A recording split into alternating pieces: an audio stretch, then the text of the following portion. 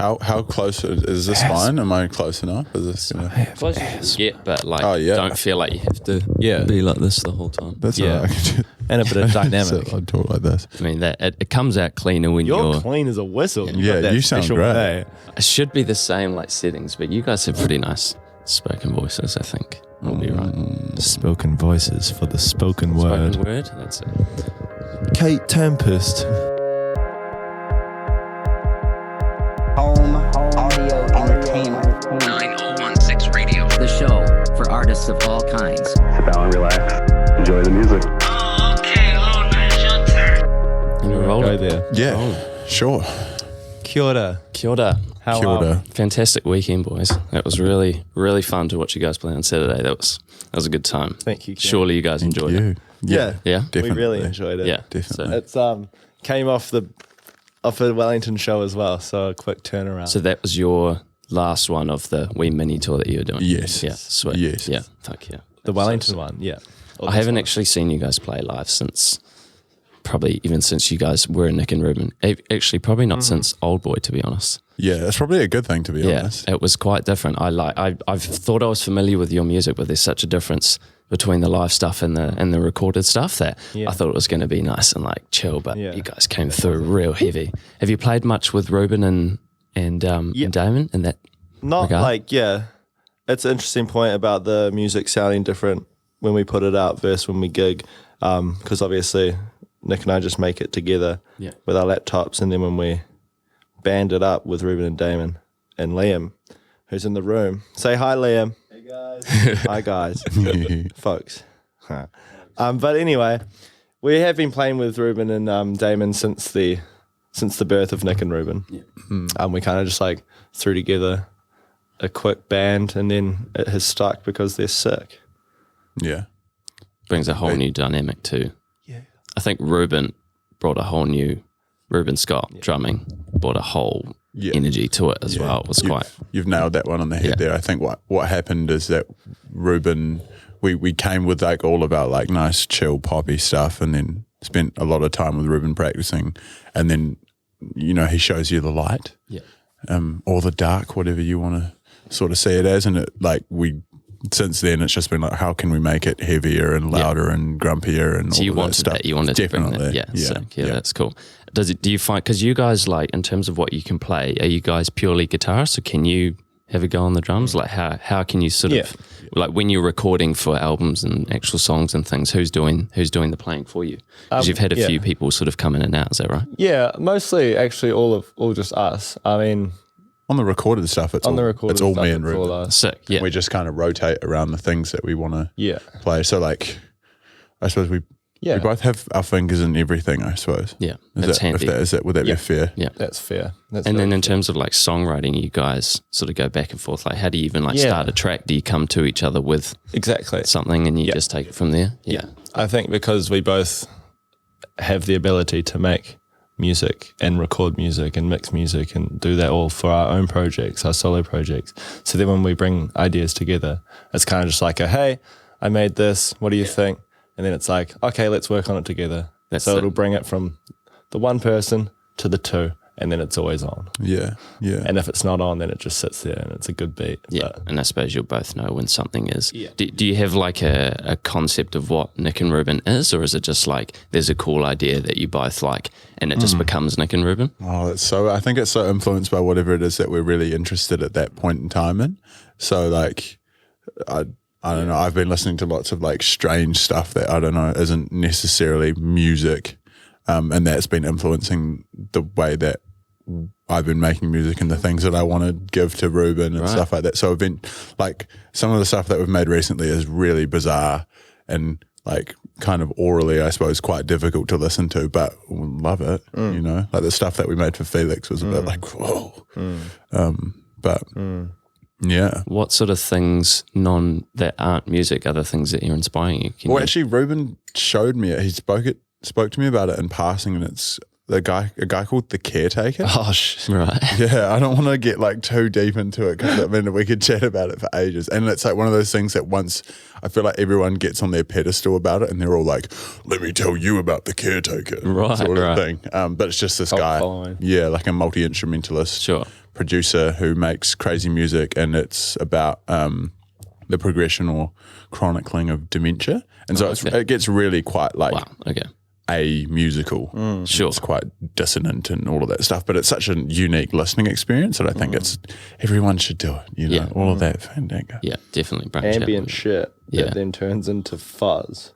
yeah, it gets like, you need to take breaks after a while, I think, because you're like, really? Nick was crazy. texting me like, because I had only made it to like 2 hours in the past, and Nick texted me one day, he's like, just up to hour number 4, like it's getting pretty tough. Shit. But he stuck it out. So, is it like a film? It's like sort of 6 hours. It's or like an album of just. It's like essentially an album, and there were 6 paintings which were paired with it. So he worked with the painter, and they made like this visual and oral kind of chronicling of dementia. It's really quite a unique project, and would definitely recommend listening to it. It's amazing. Yeah. Is it quite transparent in like how it's presenting the idea, or is it sort of you really have to start getting deep until you sort of realize what's it like? Is it lyric heavy? No, there's no lyrics at all. Oh, right. And it's all kind of based off like ballroom music from like the 50s and 60s, I suppose. And what's really quite unique about it is the fact that, I know, kind of like the mind crumbles with time, the music also crumbles, but it's also the same, like the music that you hear at the start, the ballroom music that's used, is used at the end, but is so chopped up and dissonant, but it's similar to, I don't know, it's similar to like the way that the mind sort of crumbles. You're remembering these memories that eventually get lost in time and, you know, fade away and aren't quite the same as what they really were, but so similar to the ballroom music that was just so dissonant at the end. Oh, that's interesting. The only thing I've ever really seen that progression is through Picasso's artwork. How that like his self-portraits that eventually get more really and more interesting, obscure. Yeah, it's right, because when he's a little boy, they're like amazing. And then when he's an older fella, This heavy cubism. Yeah. style work, It's beautiful though. So you resonated with that to some regard, that you wanted to. I guess that just to music from an in a way. experimental perspective, we're quite comfortable in how we can approach making music now. So like to try and do it in ways which, it's just different, and kind of not being too hung up on like having these things perfect, because we can just manipulate the shit out of it and like run it through all these effects and things, and just like I think hands on. Also, Reuben and I have like kind of been really foolish in our approach to music, and that's probably one of the best things that we could have ever done. It's like we wanted to make a sound, and so it's like, how could we make it as close to the sound as possible, and without using any of this like textbook. In Ableton you can take this and quantize it, but then also transpose it. You know, like it was just like, how do you do it? And give it a go, and we think we can do it, therefore we can. And sometimes it pans out really well, and sometimes it's dog shit. But like, you can't expect to have every track that you start with be the perfect track. You know, you've got to have good with the bad. It all just comes into the creative process, right? And it's so much easier having like the two people just being like, is this good? Yeah, okay. Is this bad? Yeah, okay. You know, it's not like you don't sit on shit and like ponder it for ages. It just happens. So that's why, like, I think for us, our recipe is quite, you know, good, because we can just power through shit quickly, because we just trust each other's opinions and just go through and work through that. So with that being said, has there been any conflict between the two of you? Have you ever like conflict in turn, not necessarily? Yeah, no, I know what you mean. Yeah, no, you come with an idea and you loved something, but maybe the other didn't, or vice versa. No, I don't. I actually don't think ever really. Yeah. But maybe one thing that like, when it comes to like mixing drums, I'm real like, I want it to be like mid-heavy and like quite punchy and like, all of this stuff. And Reuben likes punchy mid-heavy drums as well. But like, I think his view of the mix is much more holistic than mine, which is what I need to be learning and doing. So it actually works out really well for me. So I wouldn't say it's such a conflict as such, but rather you sort of just feed differing each other. Hearing sounds and things of stuff like that. But that's the thing as well, like, because we have our own musical projects, when we come together as Nic and Reuben, it really is literally like that. So I think we're very lenient with, if someone's on the fence, we'll always just accommodate to fit that person. You know? It's kind of compromise like, a bit. Lots of compromises, but without like being like, oh, this is a compromise. Yeah, it just happens. Whether it's a compromise in its true form or not is an interesting question. I think because I always love what Reuben does. Like go to Reuben with an idea, knowing 150% that I'm going to like the outcome of whatever it is that he puts on it or does with it and stuff like that. So it's a very, very safe situation. I suppose compromise is not the right word, is it? It's a different end result, I suppose. Exactly, it's taking things in a different direction, yeah. Yeah, totally. Did you sort of realise that between the two of you when you decided to be just you two? Like, because what happened to Old Boy if it's not two? No, love you, Jack. Love you, Jesse. Just growth. Yeah. Just growth, and I guess for me it was like, because Nic and I were always making the music, having, like, for example, our band now, they all have their own projects, you know, so like maybe to get out of a band per se, because playing with people that maybe want to have a bit more creative input can be quite difficult. Not that was like the reason that Old Boy broke up, but just like multiple things. Yeah, that makes sense though. Like, even in any kind of group setting, you almost always need someone to take the lead at some point. Like, you can have the dream team, quote unquote, but there's got to be someone that's going to go, okay, well, this is what we're working on cohesively. We need to be able to take the ideas in a certain direction rather than be pulled either way to come to a result, because you'll never come to anything. So you need that one person that's going to go, okay, this is what we're going to be about. This is the context of what we're going to try and do and try and achieve it that way. So it just comes with part of being a band, I presume, obviously. Totally. I think what works well in like a duo setting is like, I think part of the reason that the live stuff is so different is because we don't like to be like, can you play it this way? And so the reason that we've loved playing it heavier is because Reuben and Damon are really into that heavier side of things, and so subsequently we are. And then also like Liam is a like wonderful pianist and bass jazz. Amen. Yeah, so an amazing like jazz pianist, but amazing producer and all of that stuff. So he brings like this really unique like ambient sound and stuff like that. He's over in there like getting all red and uncomfortable. But like it's just like the meeting of all of that stuff means that that's just what it is, you know. How much had you guys played with? Because I always admire, like, within the Dunedin scene, there's, especially in the people we know, the sort of the garbage group, there seems to be so many people that can just sort of hop between everyone. I've seen like so many people in different bands. Is there much like, I guess I sort of underestimate sometimes like the ability of people, musicians in that sense, the fact that you can just sort of jump between bands. Like, is there much practice that goes in beforehand with Reuben and Damon? Is it just like, oh, you can play the drums, come on, you just need to know the tempo and like just sort of go for it? Like, is there sort of parts of when you're playing live, like on Saturday, was there sort of a part where like Damon started playing this riff and you're like, oh shit, sick, let's go? Or like Reuben sort of took the drums in a different direction and you were sort of surprised by it, you knew what was coming? It's all pretty predictable, but we make it that way because we have short time to practice. We have lack of time to practice. So like, for example, for this tour, 2 shows, the boys flew up. We had like a day of practice before the first gig. And then once we have done that, then it's just like, once we've done the first gig, then it's like all good. We don't need to have any practice. Sort of makes sense. You get the feel. But yeah, we've crafted this new set to be quite easy to play. Yeah. Not because of that, but just because. Oh, maybe it was because of that. Maybe it's just what we were doing. I don't think so. I think we kind of secondhand, like, I mean, for me, I didn't think that it was going to be I was scared to start with. I was like, this is a little bit like, there's lots of different junty section things and all of that stuff. But like, actually, it's turned out to be way easier than we thought it was going to be. And so what that means is that like we played on Thursday in Wellington and we practiced Wednesday twice, and then once in the morning on the Thursday, and we were like, oh yeah, it'll be good enough. Yeah, it makes sense. And while it's simpler, I think it's a lot fuller in terms of sound and like engagement and all of that stuff. Sure. And then also having the synth means that it's like any gap that could be remotely uncomfortable is filled by like this ridiculous sort of thing, you know? Which is so much noise that we can fuck up and make mistakes and it is all good. Yeah. Because there's just so much noise. Yeah. And that has happened a lot, but no one knows.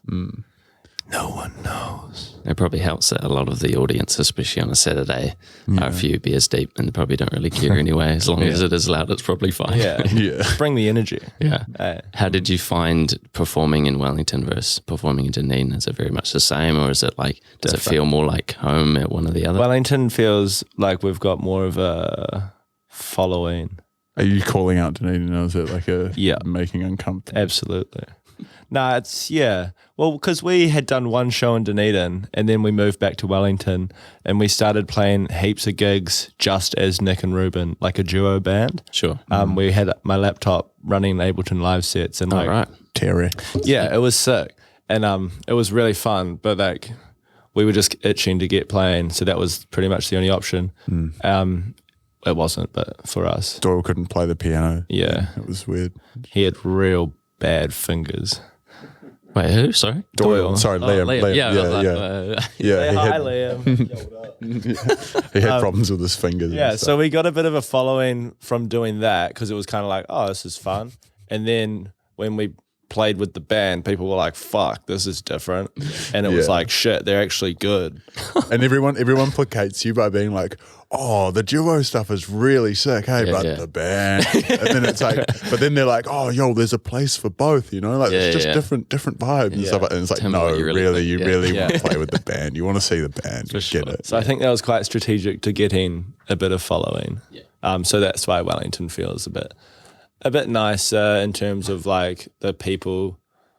Well, I just like feel like at the Dunedin show I didn't really know anyone there. Yeah. Whereas like there's heaps of friendly faces at the Wellington show. Yeah, you are more established in Wellington, so it would make more sense. But it still was really fun. Yeah, because considering the amount of shows that you have played in Dunedin as Nic and Reuben before this. Yeah, totally. Exactly. Yeah, so for a lot of recent times. Yeah. Exactly. But to everyone who came to Dunedin, thank you. It doesn't mean it was bad. I'm going to say that I really liked everyone in Dunedin. I actually liked Dunedin's show more than Wellington, actually. Just saying. There you go. No, you got to backtrack. No, I think that the Dunedin show was like everything that we would have hoped for from a show in Dunedin kind of thing. Sure. Like it's so nice to come back at a time.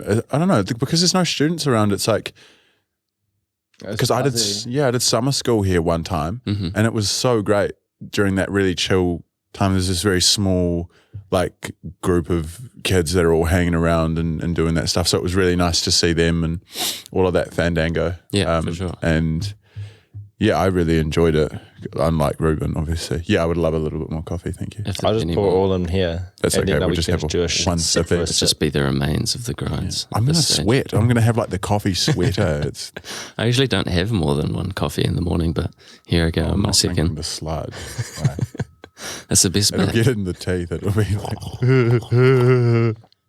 Yeah, I tried to limit myself, but it's just so nice. It's so good. And it makes your brain feel like it's power 100. Yeah. I noticed my first real crash from coffee the other day. Really? I think I had 3 in the morning and the afternoon. I'm just nodding off. It's just, last week I had a similar thing where like I actually first had the shakes. Like, oh, really? Like everyone's like, oh, you get shakes. I'm like, oh, never had the shakes. Really? But I had like quite a few coffees on an empty stomach and it just like, it was quite scary actually. When was that? That was Tuesday at work. Oh, true. I used to feel sick. Like if I had a second coffee in the morning, I would just feel physically sick and sort of get that shaky sort of thing as well. It's like, no, I really didn't need more than one coffee. Yeah. It's too much. You got to be strategic with them sometimes, eh? I mean, it's amazing. Like I can make myself a coffee and like the plunger's brewing and my bottom's like, let's go. And like you don't even have to have any coffee for it to like occur. It's like this like subconscious ingrained this is what this means. It's that routine. It's like, oh yeah. Here you get scared. Like you start sweating and you get scared and then it's then it all comes right after that first trip, you know? After that first trip, it all comes right. To the bathroom. After the first trip. Yeah. It's like it's a trip, bro. Charming. Yeah. Charming. Yeah. Good to cover coffee fully though, you know. It's great. You don't want to be telling people to drink coffee if they're not aware of the movement that could occur. Definitely. It's just responsible broadcasting, I suppose. Jeepers. Yeah. Do you ever do ASMR in here? I mean, you can. I was just about to do that. Asthma. I actually They're have good asthma. mics for it. Georgia. Wait, is this live? Is this live? No, Oh, I was going to say, I was like, oh my God. definitely not. Liam bought his not. girlfriend an ASMR kit. Oh, Has she yeah, used right. it? Come here. Can you come here? What for specifically? Pull up the chair. Yeah, we'll just squeeze. We don't have to talk about it. We could change the subject right now.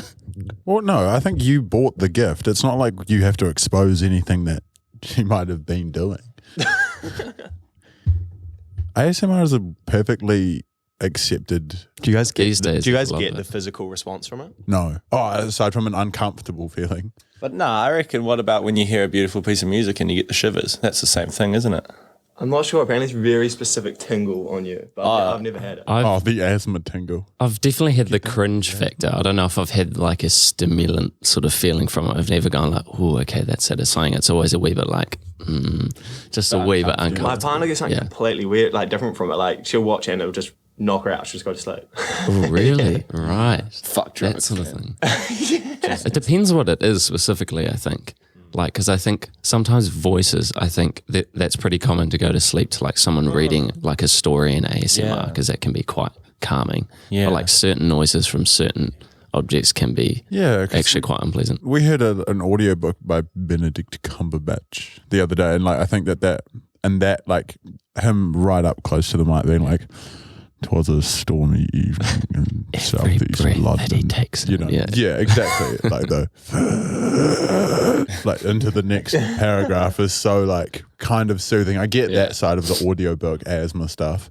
But in terms of like, you know, when people have like giant bowls of noodles or something like that. And that's like, a whole other thing. That's like Mukbang, you get big feeds. yeah, that's it. Yeah, can we make this the rest of this like an asthma big session? mukbang. absolutely. No, please. What did you say it was called again?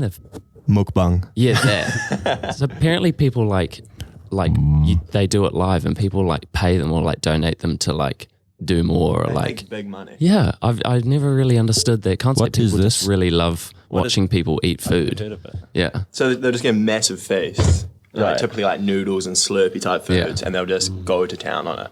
Well, I They think get caught cheating as well. cheating. Yeah, so they'll like Like- pause the video, but you can only catch it, and they try to pretend they're eating the food, but really they're just chucking it. Chucking it. Yeah, Like chucking it it's where? pretty impossible amount of food. Yeah, it's not good to gorge sometimes. But I think also I was reading something really interesting about that the other day. It was that isn't it? they like a lot of like the Asian culture around mukbang, and I don't want to generalize, so apologies in advance if anyone hears this and is like, "Yo, that's not right." But like a lot of the individual lifestyle where people are living alone, quite, you know, removed from social interaction, that provides them like a place to like eat with someone else sometimes. Like they're eating while someone else is eating, and there's this human connection style thing, which is a really unique way to do it on the Oh, internet. that's But, so like, interesting. Yeah. Oh, that makes sense. And they're just how having it a makes good it meal. sound like I'm some like hardcore, like, I just want to hang out with the people and eat my food. Yeah, No. but that's quite charming in its own way, you know, like, because that makes sense. I've never really understood why, though, you would want to see that, but that sort of puts it in a nicer light, I suppose. Yeah, just trying to help out the homies. I mean, I don't know much about it, but I saw this this article on it on the interwebs, Sure. and just read that. Yeah.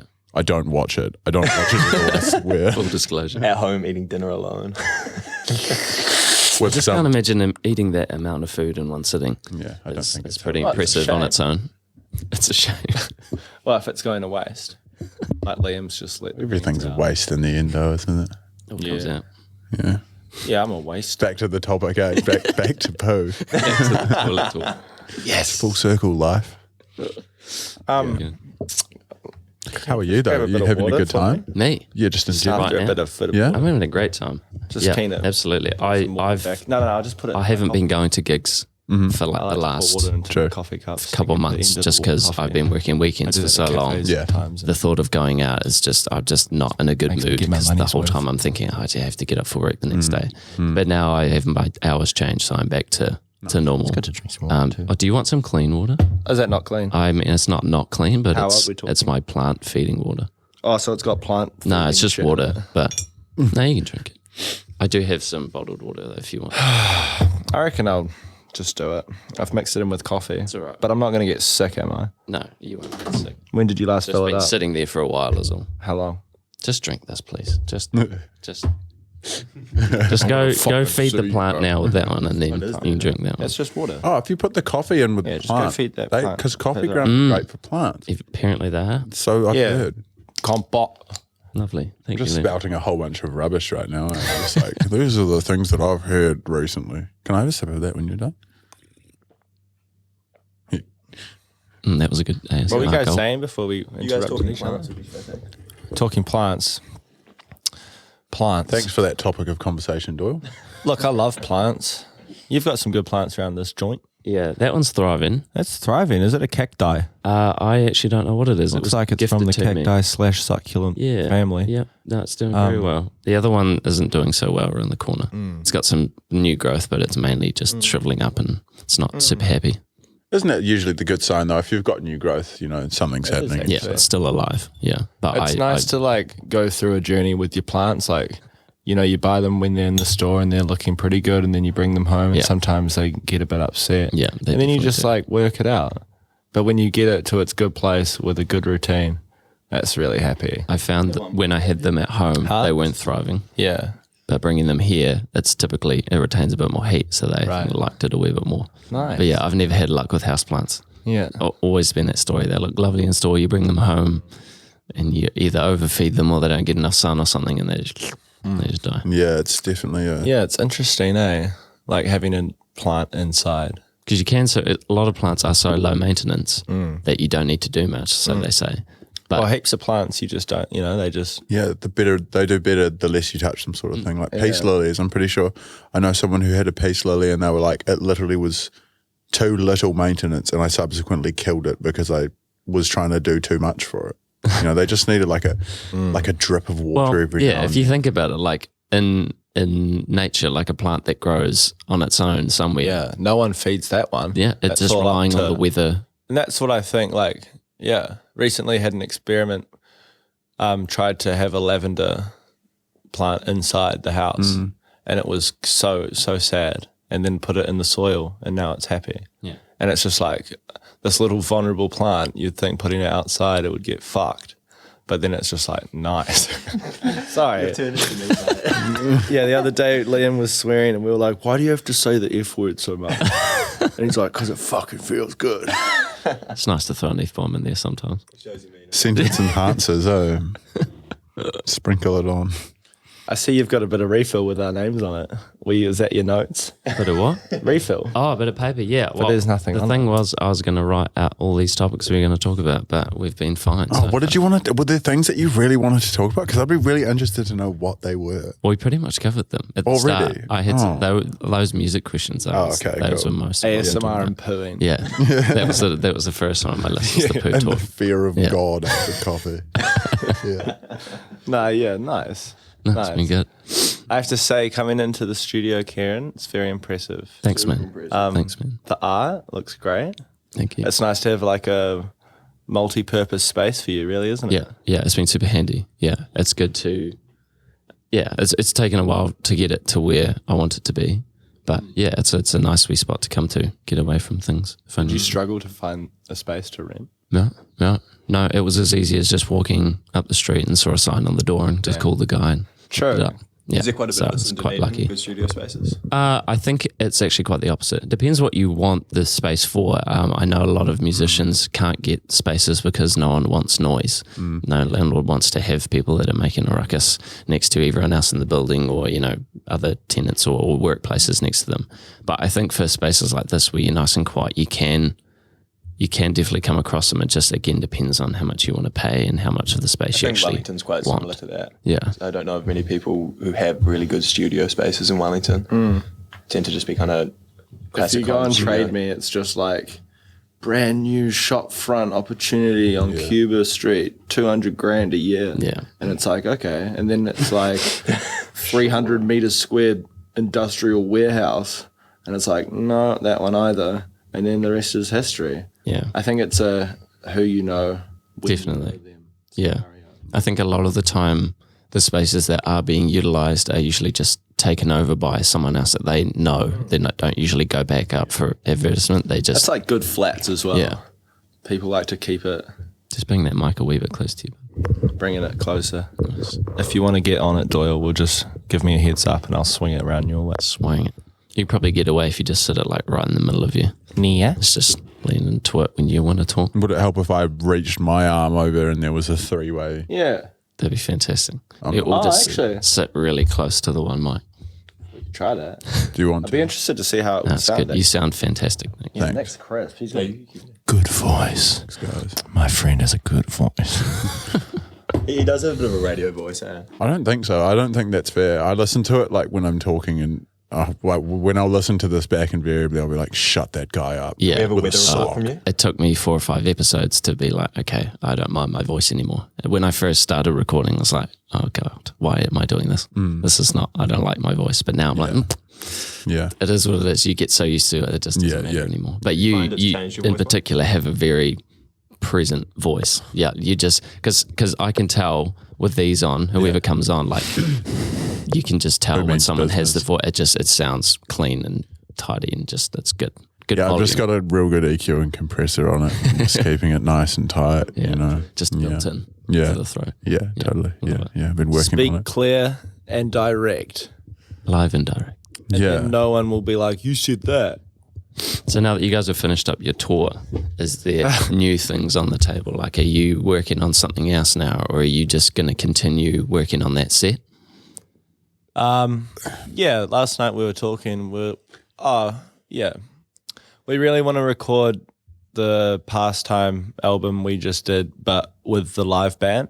So like that would be a really cool thing to do, just to like have that both there, the dynamics. Bring the energy of the live Yeah. to the Yeah. album. And just extend that release a bit. Like we're going to try and do some videos, like a few more music videos for that.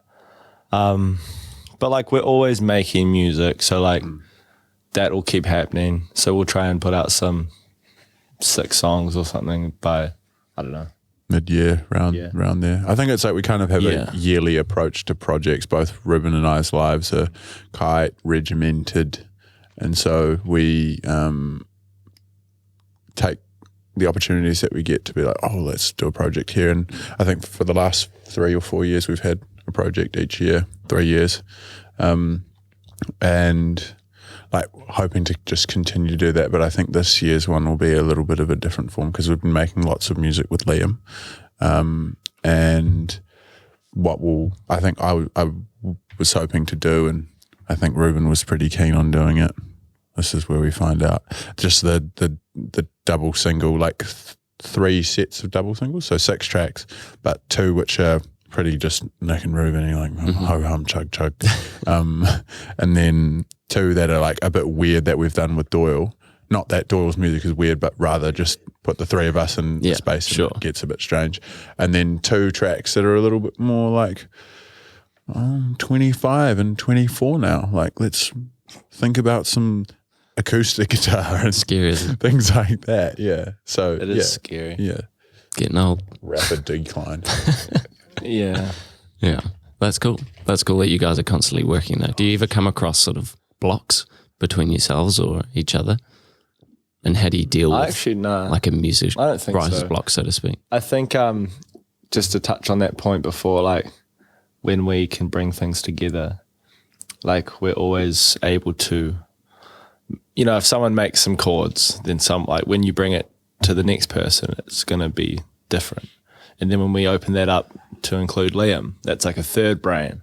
You know, we've been making a lot of music with Finn, our friend in Wellington. Beach Boy. Yeah, Beach Boy. Ooh, and then when you bring it to that, it's even more. So like just getting more people involved, not necessarily like for the purpose of the project or the song, but just for like the fun of jamming. And I feel like it's got pretty good continuous energy as well. Like it's never whilst approaching it productively, often I feel like it's quite high energy and fun still. Like everyone's just a bit busy getting weird to think about it too much. So what is Beach Boy been contributing? Is Just it like everything. ideas Like, to your music, or is he Not necessarily. We just hang out, and then like because we have very few things that we like to hang out doing, music is always pretty much Music and the main skate. thing. Yeah, there's not much. Yeah. more to So it. like we'll just make a beat, and we'll be like, okay, someone do drums, and someone will do drums, and then someone plays some piano, someone plays piano, and then it's like this big rotate, and like whenever anyone wants to do something, they just go and do it, and everyone it's can always do sick. everything Yeah. as well. Yeah, so I guess in terms of like blockage of creativity, yeah, like there are some days where, you know, things don't come out right and you kind of just like take that on the chin and say that's enough for today. But then some days it's flowing. But I think as a whole, it's never like, it never stops the process. One thing I always wonder with not being able to play any musical instrument or to be able to naturally go into any sort of melody, I wonder how often someone does actually come across that block, and whether it is just a matter of trying until you get a result, or whether just going, okay, this is not a day where my talent is coming through. Like, do you find that you're always able to at least come up with something, it's not getting across an idea, or is it like you can't actually play something that you're imagining, if that makes sense, for anyone at the table? Well, I feel like kind of from my point of view, I guess a block would be something when you're really going for something, whereas often I feel like the approach is just, because it's, you know, it's not like going out to a studio or anything, it's just at home. You go, and if you're having fun and it's happening. And if you're not, you go for a skate. It's for done. sure. Yeah. So, like, so you got something else there. because there's no to pressure, it take doesn't that. feel like a block. It just feels like not your day. Yeah, for that. for sure. You just have to take that on the chin sometimes, right? Be like, well, it's just not happening today. I think because I don't really have like a musical background as such, like I don't really know what I'm doing. I think that really helps. I think that's a really useful like approach to things, because like subsequently I never sit down. Sometimes I hear some drums and I'll be like, I love those drums and I'm going to rip the shit out of them. Or like rip them off.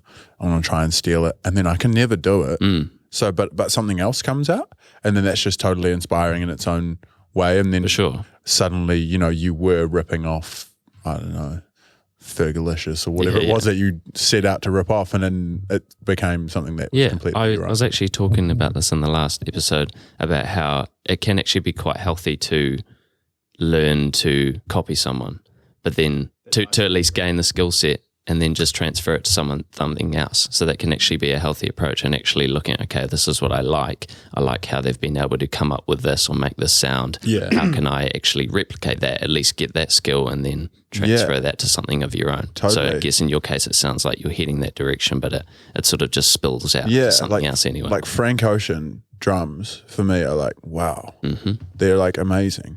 And DHL, the drums on that, I was like, I'm going to rip off the DHL drums. And then it turned into this really sweet, like nothing like DHL. Not that I was going to rip off the track, but it was just like you take one component and it's like, this is my attempt at this component. And then it's like everything else that you can do can be sprinkled and Call it splattered. active inspiration. Oh, yeah. Or ripping off. Yeah. Steal it. But it's always like, even if you do have that in your head that you're going to go and try and replicate those drums, there's still going to be your influence on that anyway. So you might try and make that, but like you like the kick sounding a wee bit more like this or like this, or you add another element into it, so it always comes off differently anyway. So you haven't had a musical background, you say. When or how did you actually get into music? Was your first sort of, I guess, involvement through Old Boy? First band, definitely. And first like playing with other people. I think I grew up in a musical family. Like my uncle's a crazy guitarist. My dad's a pretty good guitarist too. And then my auntie's an opera singer, and my cousin plays flamenco, and everyone's just like doing some crazy stuff. And so I think the gene was always there. Sure. Like definitely pick up things a lot quicker musically than other people, which is, I think, luck. Absolutely, Like luck has just carried me to where we are now. And I think maybe like it was during the first few years of university that I was like, I'm a bit bored. I'm losing my brain a little bit.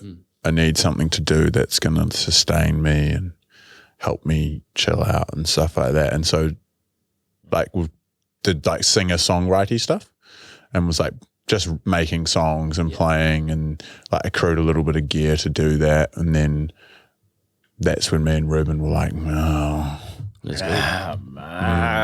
yeah. And so we did that. And then I've just been like essentially learning off Reuben. As Reuben's learned, I've learned what Reuben's learned what Liam does. Yeah. And Yeah. it's all just kind of like with the Garbage Gang, you can just, you're literally just learning off everyone. Like Damon, I've learned so much off Damon. 100%. And everyone and stuff like that. So it's, once you're in, and it's like you can't really get out because you're just constantly soaking up something else that someone's learned. And there's always more to achieve, right? There's always more things to do, more places to go, more people to be around. Yeah, there's always going to be something that you don't know that you'll pick up from someone or someone else. How long have you been playing the keys, Liam? Like, you have quite a history? Like living memory. Yeah, yeah. I think I started when I was 4 or 5. Sure. But it's gone kind of quite a course. So I started off as a classical musician for the first probably like 12 years. And that was where I kind of got most of my technical pickup from. Moved into jazz, and then I've always been a bad kind of student though. So Right. just kind of stopped. I don't really know when I stopped learning, but I just kind of dropped off and started doing my own thing a bit. That's good though. It's so good to have the facilities there to be able to learn things you want to learn, but there's still so many, you're working to a system, you're working within time frames and achieving goals within certain periods and doing things when you're told to do them rather than actually doing something where when you want to do it. There might be a segment of a course that you're part of that doesn't come till the end of the year, but you're so eager to do it now, but they're not going to teach you that yet. So I feel like it's natural in a creative field to break away from those frameworks. And I feel like for writing music, there's had to be a lot of unlearning as well, because I think I was approaching it as trying to do the most technical finger work and whatnot that I could, and that would be what good songwriting was. But I feel like the more I've been doing producing and like working with these guys, like the more I've moved away from trying to do too much and just trying to get effective sounds out. Yeah, for sure. Yeah, that's good though. Like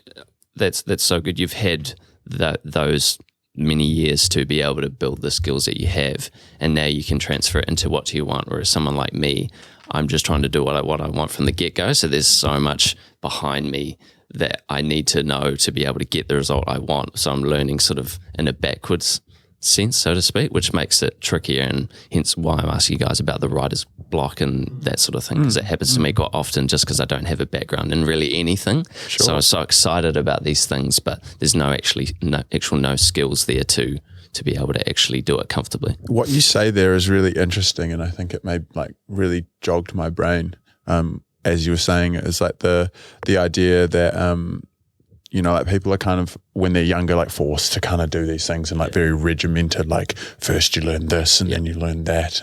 And once only then can you start to create your own music and stuff like that. I think what was really useful for me is that like I never had any pressure growing up to play music, even though everyone was doing it.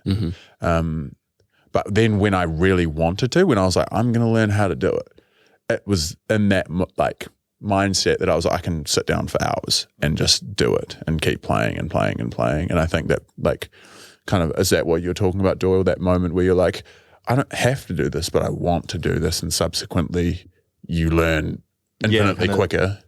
Driving the learning myself as well, and like more passive learning. I quite enjoy passive learning as well. So that'd be kind of stuff where I'm with you guys and we're doing some music, and like I'll just see you guys do something that's like, whoa, mind blowing, and that'll be the next thing I kind of try to get my hands on. For sure, yeah. Which is totally different from like, where it used to be, where it'd be like, I had to sit down 1 hour every day, learn my scales. Yeah, definitely. that side of things. And it can be so much more, I don't know what the word is, but like getting that recognition from your friends rather than like teachers and other students, I suppose. Like actually someone that you love and respect is giving you feedback and is telling you something that you're doing is good and positive can feel so much more motivating than and obviously you can like respect your teachers and things if they've got prolific history and that sort of stuff, but getting it from a that's mate, the thing as well, like the whole definition of what's good and what feedback you get changes, because when it's from those people, they're coming from a very kind of stationary standpoint where this is technical perfection, this is where you are, there's the gap between, where when you're doing music like this where it's kind of as much fun as you can have. If the guys having fun, we're having fun, so it's cool. Yeah, and I think in what you've experienced in those 12 years where you've sort of been doing more classical sort of music, that routine is quite ingrained in that genre. Yeah. Like you look back on people that have been part of orchestras and that sort of thing. Yeah. It is quite the norm to be in a very strict routine. And it's amazing to see where some of the people I was doing music with Yeah. back then have ended up. Like there's people like a couple of the girls I grew up with doing music. One of them's like in the New Zealand Symphony Orchestra and over I think like Juilliard or something now. And I was like, wow, like Crazy, eh? yeah, it's kind of the what if machine. You can look at people and say, Yeah. wow, if I was better at studying music, maybe that's where I would have gone. Yeah, for sure. Yeah, it comes to a point where it's like, okay, I'm going to seriously commit to this and make a career out of it and be the best of the best, or I'm just going to have fun with what I know how to do now. And they think that can define what you are as a musician in that regard. Yeah, But it's very different, you know, like the best of the best in terms of that is just what you want to do. Like Liam's the best for doing his shit. And that's it. Like that's great because, you know, the music is the subjective thing, like any art.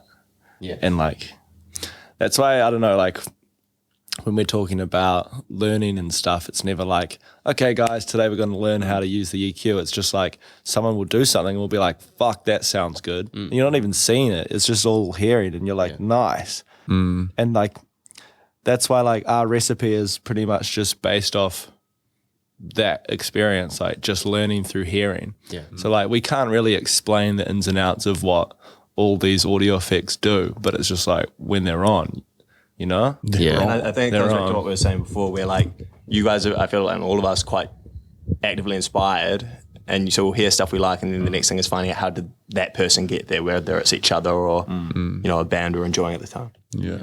I think, and instead of like looking up how they did it, it's going in and being like, oh, I've got that and how, like, that's what it sounded like. And I've got these tools, so let's try. Yeah. As opposed to being like, how did Frank Ocean do this? Yeah. You know, exactly. And it's so easy, especially these days with people making beats and things on their laptop to say, oh, this producer uses this synth, so I have to get this synth to sound this, or they put this compressor on their song, so I'll just throw that on and it'll sound good.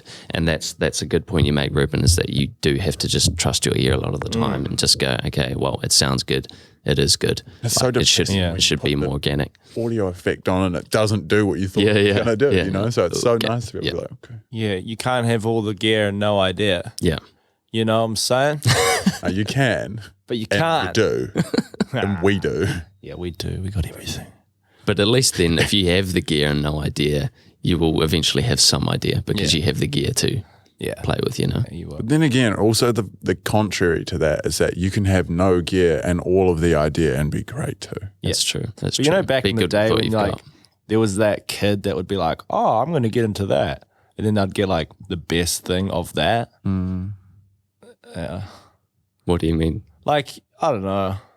Someone's like, oh, I want to play tennis. And then like Rafael Yeah. Nadal comes down with like a tennis racket. It's like, Yeah. yeah, for you kind of thing. Yeah. From the sky. Just like, Bless you. nah, that's cool though. I Grow feel like I into kind of it. had that with that synth and had to grow into it. Yeah. Talk about the synth, though. Tell us all about, the synth. does your synth have a name? I've never named the synth. I guess Gonna you call name it it right now. Rolly. Rolling. Oh, really? What Oh, for? we do better. How did you get Rolly? Roland Juno Stage Rolly. Did you get Rolly from Roland? from Roland, yeah. I don't see how you got that.